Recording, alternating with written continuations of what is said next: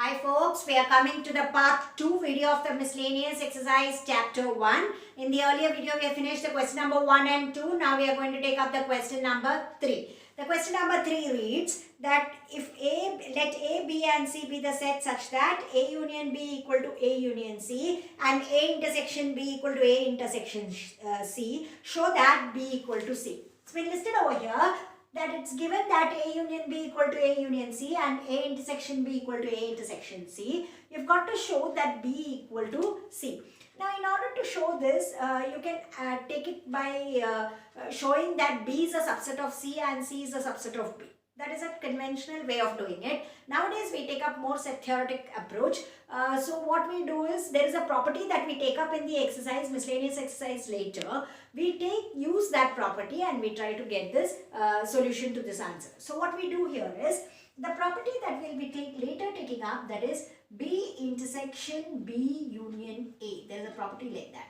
B intersection B union A, property which will be taking it up later. Property to be taken up later in the exercise. To be taken later. So it's because of that property we first come across, we'll use this and then we'll see how it works. Now B union B intersection A. What we will do is, we'll see our given. Now in the given, it's given to us that B in union A is as good as writing C union A or A union C. It's the same because they are like commutative. There's no harm if you write it whatever way you want. So B union A equal to C union A, from where we got it? We got it from the given. So that's how it happens from the given.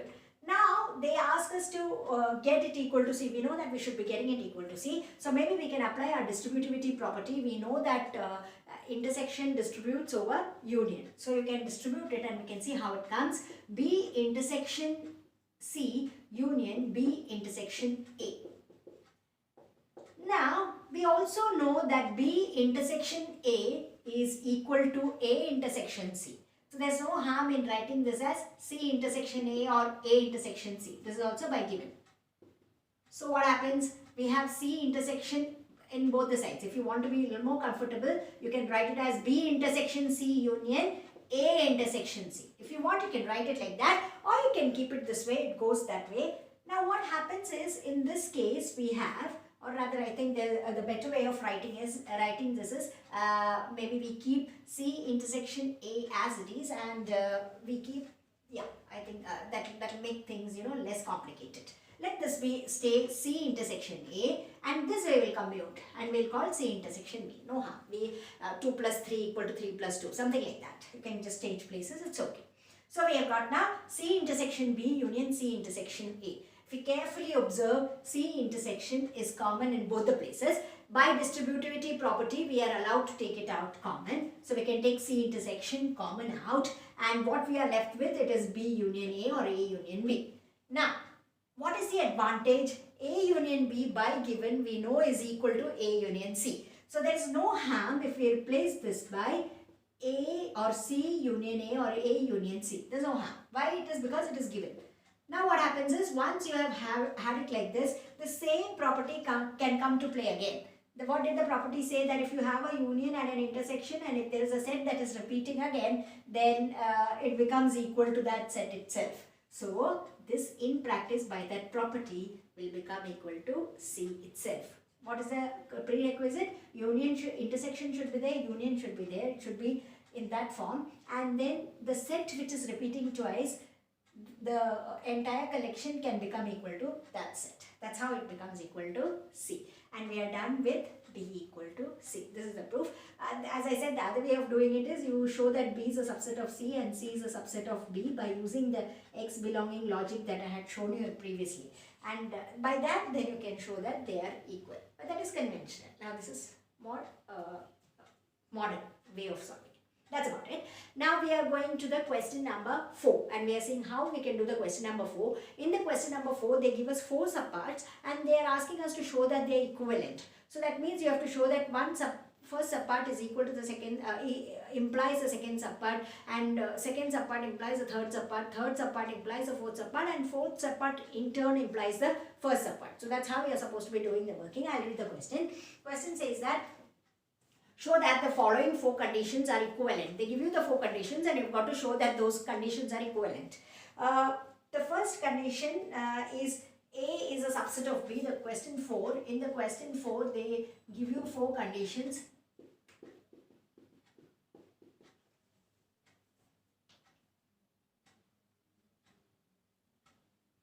And the four conditions are A is a subset of B,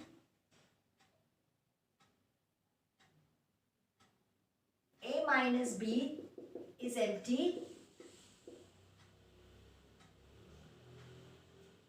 A union B is B,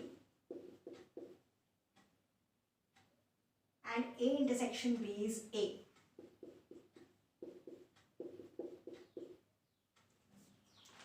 We are supposed to be showing how these are going to be equivalent. We will be taking 1 equivalent to 2 and 2 equivalent to 3 probably here, and then probably we'll be continuing it later. So in the first part we will probably we'll have what is given. It's given to us that A is a subset of B, and what do you have to show? You have to show that A minus B is empty. You've got to show that A minus B is empty. There is no element in that collection. That is what we need to show.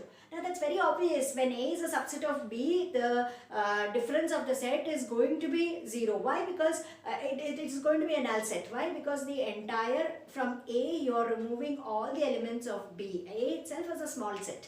So automatically it will happen that way. But then when we have to actually prove it, what we are going to do is to look at the proof of it. See, A minus B here, A minus B when we consider, it is actually A minus A intersection B. Generally, what is the meaning of A minus B? It is A minus A intersection B. That means you remove everything from the intersection. Now, carefully when we observe, if A is a subset of B, then what will happen? If A is a subset of B, then what is A intersection B? A is a subset of B means A is like this, B is like this. So, A is here, B is here. So, what is A intersection? It is a smaller set. So A intersection B is basically A itself when we carefully see it. A intersection B is A. That is why therefore A minus B now becomes A minus A, because we have shown that A intersection B is A. So like that, A minus B, it becomes A minus A, which is empty. That is how we have shown that A minus B is an empty set. Now that is our first part. In the second part, it is given to us that A minus B is an empty set, and you have to show that you've got to prove that A union B is B. You've got to show that A union B is B. Now A union B and B, certain things are quite clear to us, that A and B together is forming A union B. So automatically B will be a subset of A union B. Why? Because A, B together they are forming A union B. So in one way this will be a subset. One more thing. If you have to show that this A union B is equal to B, you have to do two things. What are the two things that you have to do? First you have to show that A union B is a subset of B. Then you have to show that B is a subset of A union B.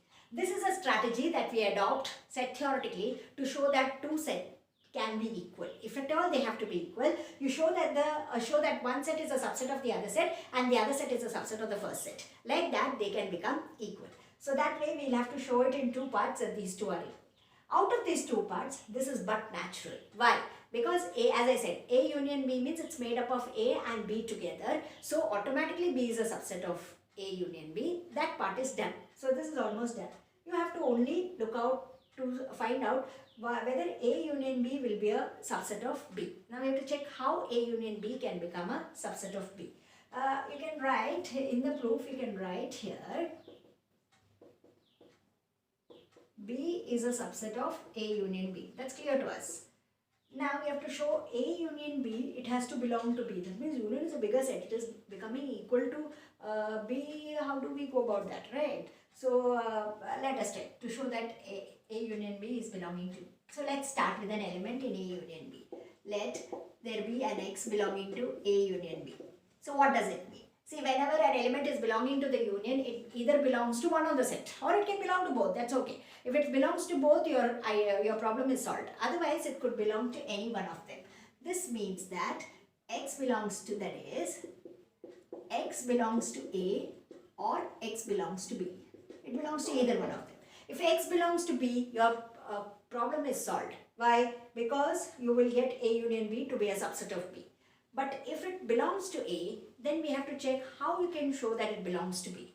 Suppose say, if this is the case, the problem is solved, your work is over. But suppose say if this is the case, in case of X belonging to A, what it has been given to us that A minus B is an empty set. What does that mean? That the set B is equal to or bigger than the set A. Only then the difference of the set can become an empty set. It's always clear to us that whenever the difference has to be 0, the difference has to be a null set. Either the set B is equal to the set A or it's a bigger set. So that's clear to us. So because we know, since we can write that, since we know that A minus B is an empty set, therefore it is clear to us that the set B is either equal to the set A or it's a bigger set as compared to set B. Therefore,